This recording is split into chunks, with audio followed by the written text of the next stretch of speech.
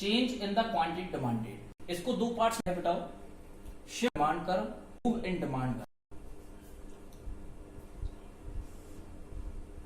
मैंने अभी आप लोगों को प्रीवियस टॉपिक में डिस्कस किया कि बहुत सारे फैक्टर्स डिमांड को अफेक्ट करते हैं। Price of act commodity, price of relation goods and various factors. इस टॉपिक में आप लोगों को डिस्कस करूंगा कि प्राइस की वजह से डिमांड में चेंज होना और अदर फैक्टर्स की वजह से डिमांड में चेंज होना। तो प्राइस की वजह से डिमांड में जो चेंज होते हैं वो तो होते हैं मूव इन डिमांड। और जब प्राइस को मान लिया जाता है कांस्टेंट और यदि डिमांड में चेंजेस आते हैं तो उसे कहेंगे शिफ्ट इन डिमांड। क्या कहेंगे बेटा?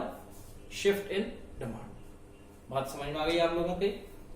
यदि प्राइस की वजह से चेंजेस आते हैं तो उसे तो कहेंगे मूव इन डिमांड, और प्राइस को मान लिया जाए कांस्टेंट और तब डिमांड इंक्रीज या डिक्रीज होती है तो माना जाएगा shift in demand curve. Explain करें बेटा इसको। Increase of demand and decrease of demand. For example, यदि प्राइस इंक्रीज होती है तो डिमांड डिक्रीज होगी,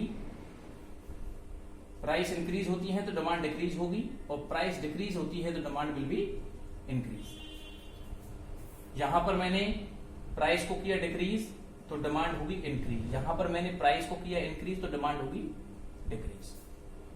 एग्जांपल ले बेटा इसका एक, प्राइस क्वांटिटी डिमांडेड, प्राइस 10 से घटकर हो गई बेटा 5, क्वांटिटी डिमांड 100 से बढ़कर हो गई 200, डिमांड इंक्रीज हो गई। इसमें एग्जांपल लें, वाइस वर्सा एग्जांपल ले लेते हैं इसका। प्राइस 5 से बढ़कर हो गई 10, डिमांड 200 से घटकर हो गई 100। Clear student? इन दोनों के कर्व देखें बेटा एक बार।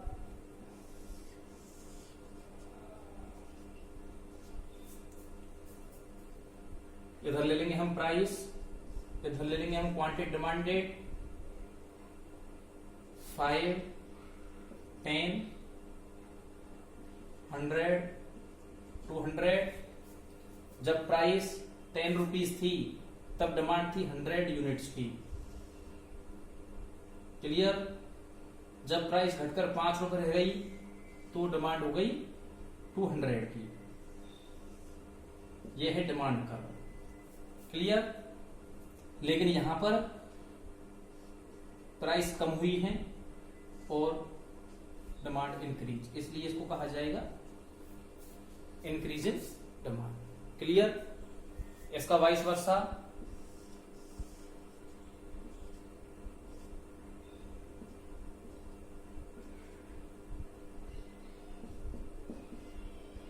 Quantity demanded 100, 200,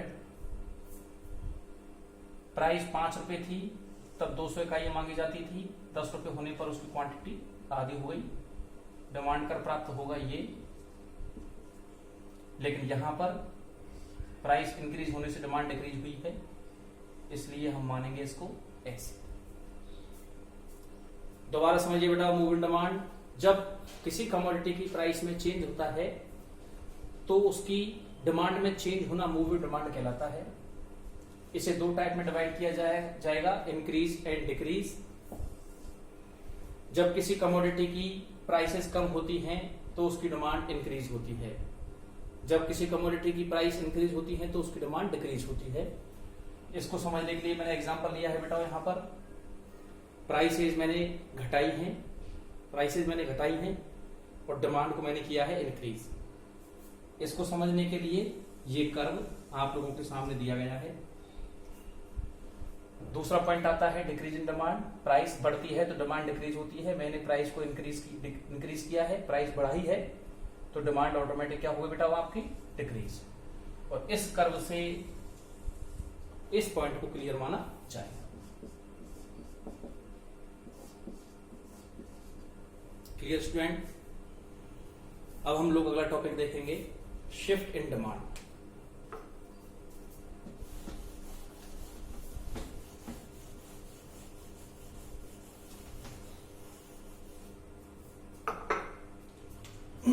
shift in demand,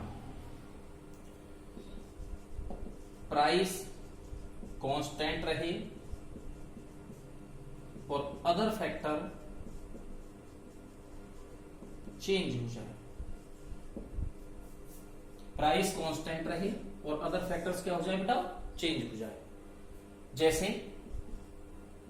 price quantity demanded, price पहले 10 रुपए थी तब 100 इकाइयां मांगी जाती थी, प्राइस अब भी 10 रुपए है और इकाइयां बढ़कर हो जाए 200 इकाइयों की डिमांड करने लग जाए कस्टमर, तो इसे हम कहेंगे एक्सट्रैक्शन ऑफ डिमांड। क्या कहेंगे बेटा, एक्सट्रैक्शन ऑफ डिमांड, मतलब डिमांड का बढ़ना। क्लियर। इसके विपरीत यदि प्राइस कांस्टेंट रहे और क्वांटिटी डिमांड घट जाए तो इसे कहेंगे कॉन्ट्रैक्शन ऑफ डिमांड। क्या कहेंगे बेटा, कॉन्ट्रैक्शन ऑफ डिमांड। इसका कर्व समझने के लिए प्राइस को तो मैं मान लूंगा कांस्टेंट,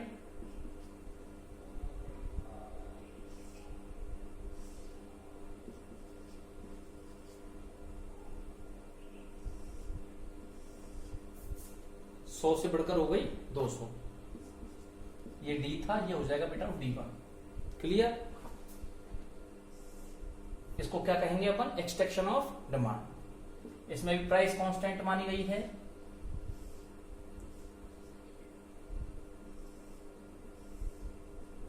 ये हो जाएगा D से D1। ये क्या हो गई बेटा, कॉन्ट्रैक्शन ऑफ डिमांड। क्लियर।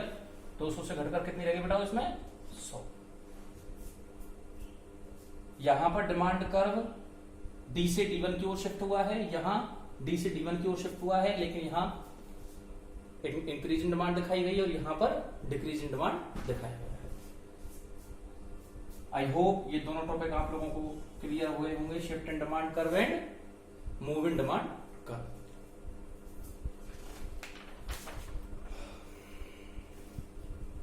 अब आप लोगों के सिलेबस का अगला टॉपिक आता है लॉ ऑफ डिमांड कर्व।